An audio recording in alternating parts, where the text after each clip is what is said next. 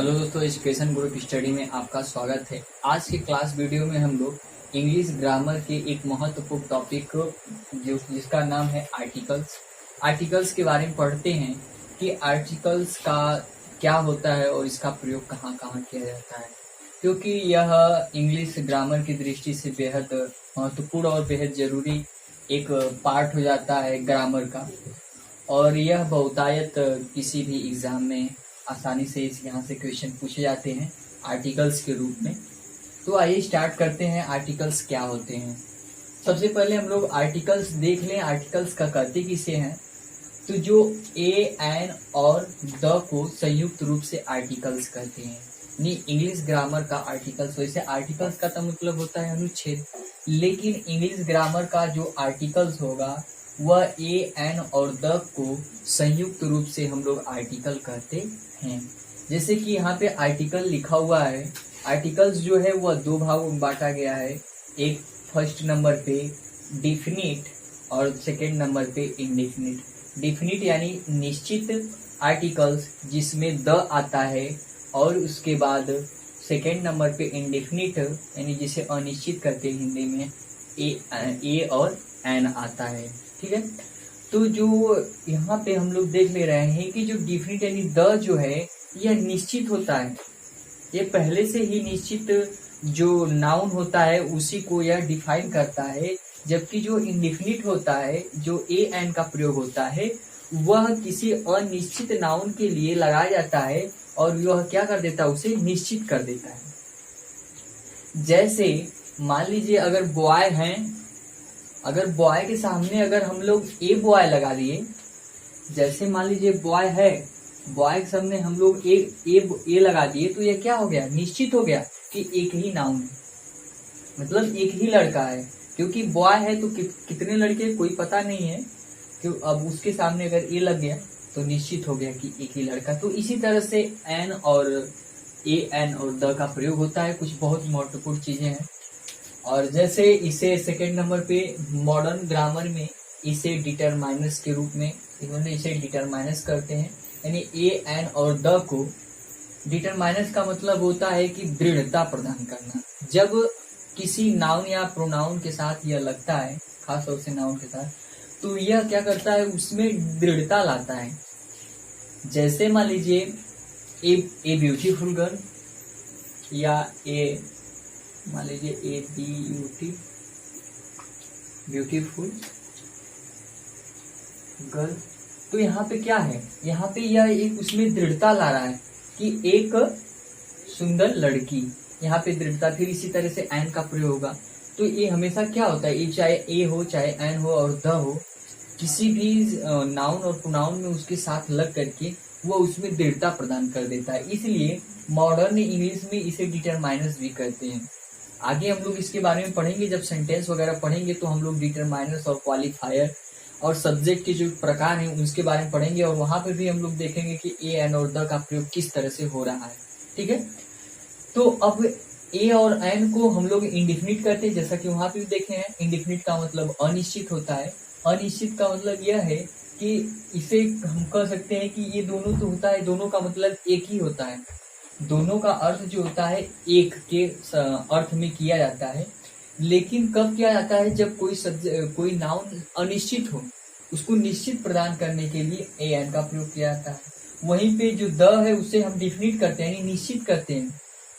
The को हम लोग क्या करते हैं, डिफिनिट यानी निश्चित करते हैं, तो ये भी उसको परिभाषित करने के लिए इसका प्रयोग द का किया जाता है। ठीक है, फिर ए और एन का प्रयोग अनिश्चित यानी सिंगुलर नाउन्स के लिए किया जाता है। ए और एन का प्रयोग जो होता है अनिश्चित सिंगुलर नाउन, यानी कि जो भी नाउन, जैसे यहाँ पे बॉय था चाहे गर्ल था चाहे कोई भी था, अगर वह अनिश्चित है, क्या है, अनिश्चित है और सिंगुलर है, उसको एक वचन नहीं बनाना है, चाहे एक वचन उसको प्रदान करना है, तो वहां पे ए एन का प्रयोग करते हैं। अब वहीं पे ए का प्रयोग कहाँ करते हैं, एन का प्रयोग कहाँ करते हैं, तो एन का जो प्रयोग होता है, एन का जो प्रयोग होगा वह जब किसी वर्ड्स का उच्चारण अर्थ ए आई ओ यू यानी कि जो वावेल होते हैं इंग्लिश में 5, उनसे पहले हम लोग करते हैं, यानी कि जब उच्चारण अर्थ क्या है, वावेल आए, तो उससे पहले हम लोग एन का प्रयोग करते हैं। और हिंदी में, जैसे हिंदी में आ जाएगा तो अ आ जाएगा, आ जाएगा, ई आ जाएगा, ई आ जाएगा, फिर ए और ऐ। यानी कि जब इस तरह से स्टार्ट होता है, जब इन शब्दों से उच्चारण स्टार्ट होता है किसी भी शब्द का, और उसके पहले हम लोगों को यानी आर्टिकल्स का प्रयोग करना है, तो हम लोग एन का ही प्रयोग करेंगे। और इंग्लिश में जितने भी स्वर हैं 5, ए आई या ए ई आई ओ यू, ये जो 5 स्वर हैं, इन 5 स्वरों से जब उच्चारित होगा तो वहां पर भी हम लोग एन का प्रयोग करते हैं। लेकिन और भी कुछ एक्सेप्शन के रूप में होते हैं, कि जैसे मान लीजिए कुछ वर्ड ऐसे होते हैं कि वह वावेल से स्टार्ट होते हुए भी वहां पे एन का प्रयोग नहीं करते हैं।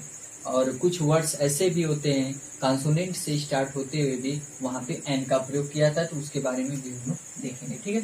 और ए का प्रयोग जो होता है, इसका भी एक ही के अर्थ में किया जाता है, लेकिन जहाँ पे एन का प्रयोग के बाद सारे जितने भी स्थान होते हैं, वहां पे अगर उच्चारण यानी कि अगर कोई व्यंजन है, कॉन्सोनेंट है, तो वहां पे ए का प्रयोग करते हैं।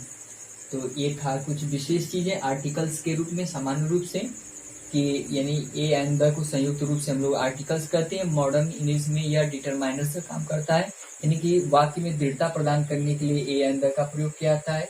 वहीं पे जो आर्टिकल्स ए एंड को इंडिफिनिट यानी कि अनिश्चित आर्टिकल कहते हैं, और द को डिफिनिट यानी निश्चित आर्टिकल कहते हैं।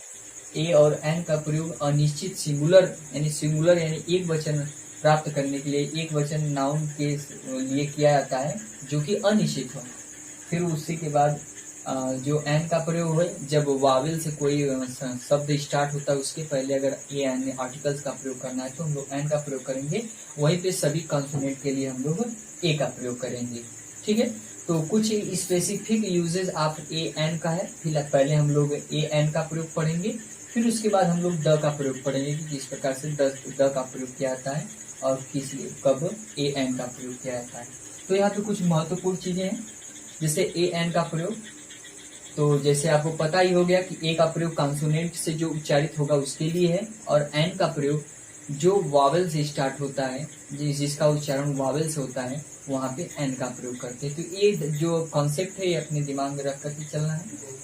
तो फर्स्ट नंबर पे सिंगुलर काउंटेबल नाउन से पूर्व। सिंगुलर काउंटेबल नाउन से पूर्व मतलब जो नाउन काउंटेबल हो और उसमें सिंगुलर मतलब सिंगुलर उसका अर्थ प्रदान करना है, तो उसके पहले भी हम लोग ए एन का प्रयोग करते हैं उसके उच्चारण के तरह, ठीक है। जैसे आई हैव ए पेन, तो यहाँ पे पी से यानी कि कॉन्सोनेंट से स्टार्ट हुआ है, तो यहाँ पर ए का प्रयोग किया गया है। यहाँ पे कॉन्सोनेंट से स्टार्ट हुआ है तो यहाँ पे ए का प्रयोग किया गया है। वहीं पे यू हैव एन अम्ब्रेला, आप तुम्हारे पास एक छाता है, तो यहाँ पर भी एक का अर्थ आ रहा है, तो यहाँ पे जो उच्चारण अर्थ यू है, तो यहाँ पे एन का प्रयोग करेंगे। यहाँ उच्चारण अर्थांत पी है, यानी कि यह क्या है, एक कॉन्सोनेंट से मतलब इसका उच्चारण हो रहा है, तो इसलिए एन ए का प्रयोग। यहाँ पे वावेल से स्टार्ट हो रहा है, तो यहाँ पे एन का प्रयोग, अम्ब्रेला, ठीक है। आ रहा है, देखिए आ रहा है, तो वहाँ पे एन का प्रयोग करेंगे। वहीं पे सेकेंड नंबर पे प्रॉपर नाउन से पूर्व। जब प्रॉपर नाउन से पूर्व यानी प्रॉपर नाउन के लिए ए एन का प्रयोग नहीं करते हैं। जैसे मान लीजिए मेरा नाम अमित है, तो ए अमित तक हम नहीं कर सकते हैं प्रयोग, लेकिन प्रॉपर नाउन से पूर्व जब ए एन का प्रयोग किया जाता है, तो वहां पे सीधे सीधे उस व्यक्ति के लिए किया जाता है जहाँ पे अनजान हो और जिसका अर्थ किसी या कोई। जैसे मैं किसी मोहन नाम के व्यक्ति से मिला, तो वहां पे हो जाएगा सीधे ए, अगर वो कंसोनेंट से स्टार्ट हो रहा है तो ए, और वावेल से स्टार्ट हो रहा है तो एन का प्रयोग। जैसे this is a written by A Mohan, this book, यह बुक इज मिस है, रिटेन मिस लिखा गया, बाई मिस द्वारा, ए मोहन मतलब किसी मोहन के द्वारा या कोई मोहन के द्वारा, यानी यह किताब जो है किसी मोहन के द्वारा लिखा गया है। अर्थात वह उस व्यक्ति का मतलब अनजान होता है। जब हमारे लिए वह व्यक्ति अनजान होगा, तब हम किसी प्रॉपर नाउन के सामने ए और एन आर्टिकल का प्रयोग कर सकते हैं, ठीक है। वहीं पे प्रोफेशन से पूर्व यानी प्रोफेशन जो भी है, चाहे हमारा जो भी डॉक्टर, नर्स या फिर किसी भी तरह का प्रोफेशन है, व्यवसाय है, तो उसके पूर्व भी ए एन का प्रयोग किया जाता है। जैसे N, M P, M L A, M L C, यानी कि ए आ रहा है, ए आ रहा है, तो इसलिए तो यहाँ पे एन का प्रयोग किया गया है। फिर उसी तरह से ए नर्स, ए टीचर, तो यहाँ पे कॉन्सोनेंट से स्टार्ट हो रहे हैं, तो इसलिए ए का प्रयोग, यानी कि ये जितने भी हैं M P, M L A, M L C और नर्स और टीचर्स, ये किसी व्यक्ति के व्यवसाय है, प्रोफेशन है, इसलिए यहाँ पे आर्टिकल ए एन का प्रयोग किया जाता है। फोर्थ नंबर पे किसी विशिष्ट व्यक्ति की विशेषताएं किसी अन्य के लिए। जैसे मान लीजिए कोई एक विशेष व्यक्ति है, जैसे मान लीजिए गांधी जी हैं, चाहे हिटलर हैं, चाहे कोई आप कह लीजिए जवाहरलाल नेहरू हैं, यह विशिष्ट व्यक्ति हैं, ठीक है। अब इन विशिष्ट व्यक्ति को किसी आम व्यक्ति के लिए अगर हम लोग प्रयोग कर रहे हैं, तो वहां पर हम लोग आर्टिकल ए एन का प्रयोग करते हैं। जैसे ही इज ए हिटलर, वह एक हिटलर है, मतलब हिटलर के समान है। हिटलर एक विशिष्ट व्यक्ति था, और वह यानी कि किसी के लिए, वह यानी कि कोई भी हो सकता है, वह उसके लिए आरोपित किया जा रहा है कि वह हिटलर है या हिटलर के समान है, तो वहाँ पे ए का प्रयोग हम लोग कर सकते हैं। इसे ये भी कर सकते हैं कि ही इज ए गांधी, वह एक गांधी के समान है, गांधी की तरह विचारधाराएं रखता है, तो वहां पर भी हम लोग ए और एन का प्रयोग कर सकते हैं, ठीक है। यानी किसी जाति विशेष के लिए, अरे किसी विशिष्ट व्यक्ति की विशेषताएं के लिए, किसी विशिष्ट व्यक्ति यानी किसी विशेष व्यक्ति की विशेषताएं जब बतानी हो, तो वहां पे। फिर 5 नंबर पे किसी जाति विशेष के लिए हम लोग सिंगुलर, यानी जब सिंगुलर नाउन हो तो ए और एन का प्रयोग हम लोग कर सकते हैं किसी जाति विशेष के लिए। जैसे यहाँ पे दिया हुआ है कि a dog is an animal, यह जाति विशेष है क्योंकि कुत्ता है। अब उसमें कोई एक कुत्ते के यानी एक विशेषता उसको प्रकट करने के लिए कि कोई एक कुत्ता है, तो वहां पे एक के लिए क्या करेंगे कि ए का प्रयोग करेंगे जब कॉन्सोनेंट होगा। तो a dog is an animal, तो यहाँ पे एनिमल है, जानवर है, तो वहां पर भी एन का प्रयोग कर दिया क्योंकि यह ए से स्टार्ट हो रहा है। तो a dog is an animal, एक कुत्ता, इज मिस है एन एनिमल, मिस एक जानवर है, ठीक है। तो यह क्या हो रहा है कि इसे सिंगुलर यानी कि डॉग है क्योंकि यह उसमें होता है, और ये डॉग जो है एक जानवर है, और जानवर के लिए अगर उसको स्पेसिफिक बनाना है, उसको स्पेशल बनाना है, विशेष बनाना है, तो उसमें हम लोग क्या करेंगे कि ए का प्रयोग और एन का प्रयोग कर देंगे क्योंकि यह एक जाति सूचक नाम है, ठीक है, कॉमन नाउन है, इसलिए।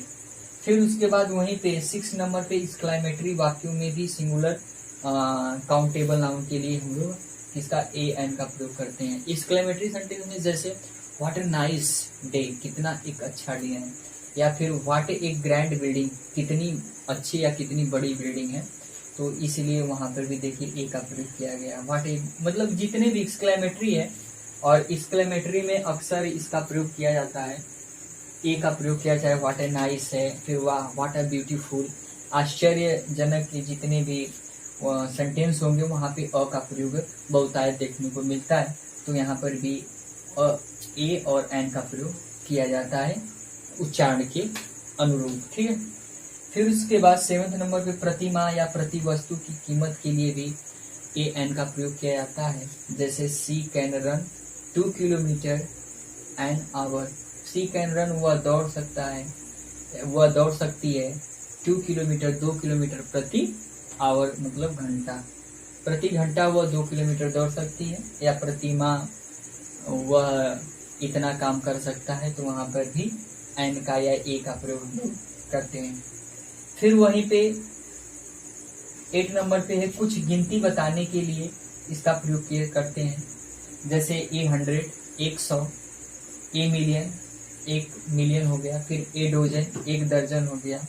फिर अगर कुछ ऐसे में यानी कि जैसे 3 हाफ लिखा हुआ है, तो इसको बताने के लिए भी इस तरह से प्रयोग किया जाएगा। जैसे 3 एंड ए हाफ किलो, जैसे कोई चीज है मान लीजिए 3.5 किलो है, तो अगर उसको बताना होगा इंग्लिश में तो हम लोग कहेंगे 3 एंड ए हाफ किलो, ठीक है, 3 और आधा यानी 1 का आधा किलो, ठीक है।